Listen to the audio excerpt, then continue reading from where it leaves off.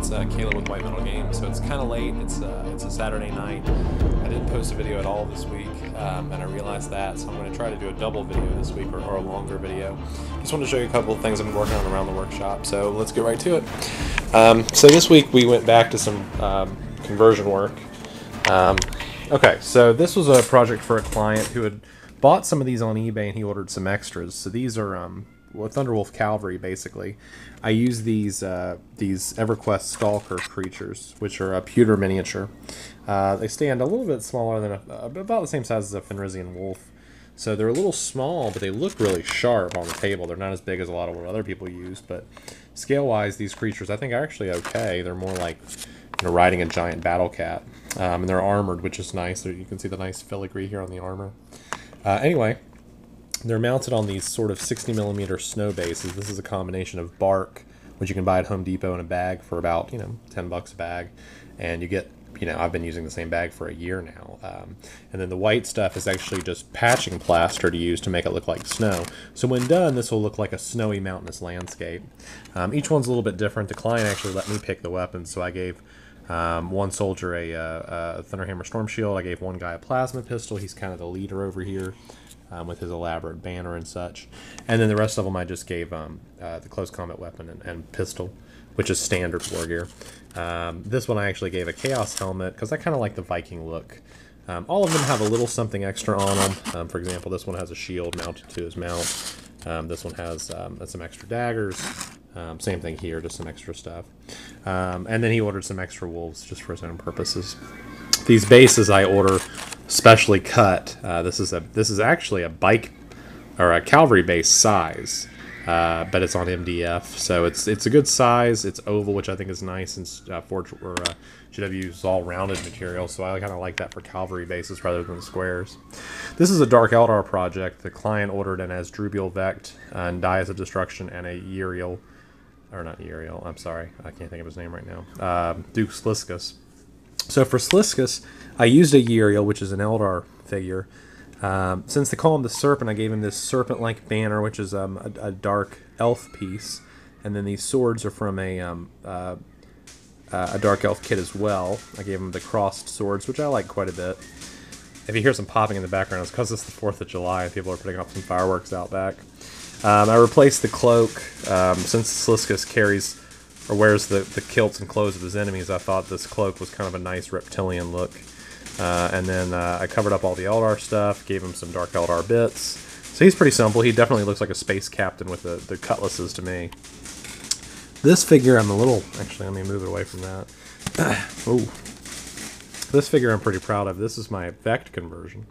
And for this guy, I took a lot of different kits and bashed them together. There's parts from an Archon in here, an old Incubi, some Reaper stuff.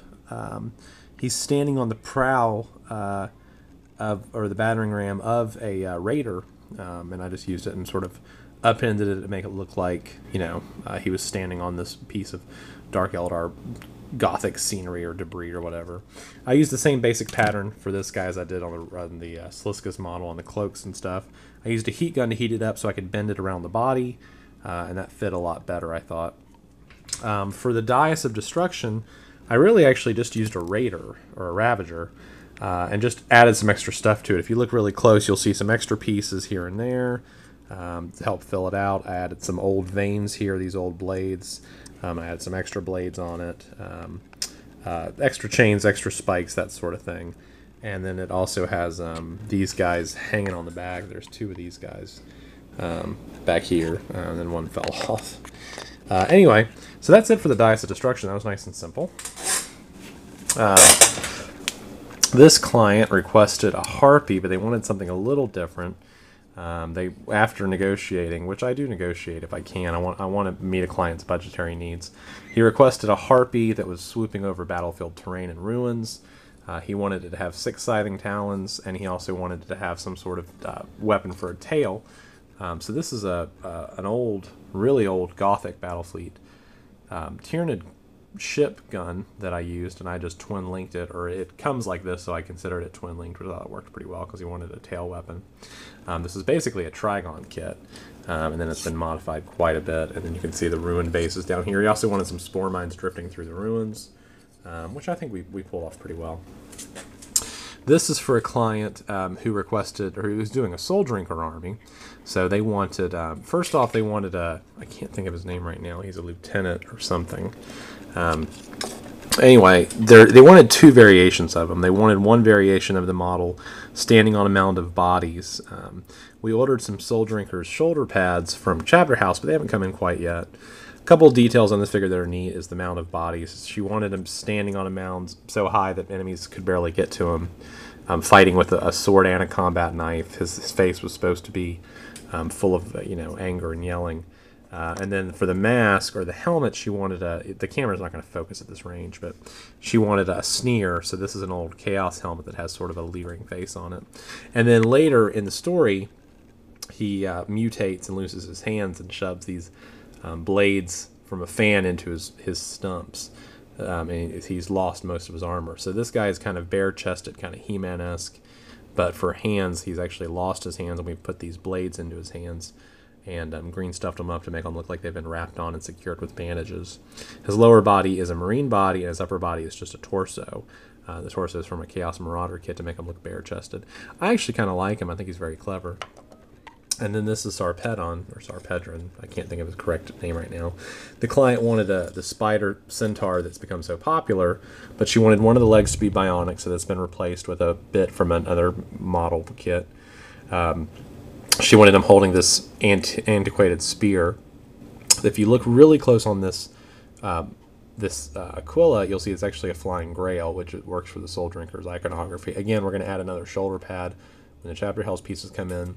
The spider body is from a Dragoloth or a Dragoth. It's a D&D miniature, which is just a massive spider. It comes on a very large base, a huge base in D&D. So it was easy to mount this to a 60mm base just by drilling underneath the abdomen and kind of mounting it there. And I think it came out quite sharp. It's about the same size as well, it's on a 60mm base, so you can be the judge of that.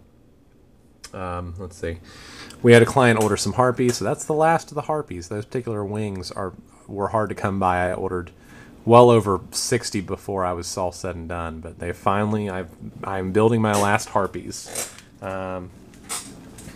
And I guess the only other big news is that we are, well, one, the Dark Eldar I'm going to be painting, so that'll be up in the next couple weeks.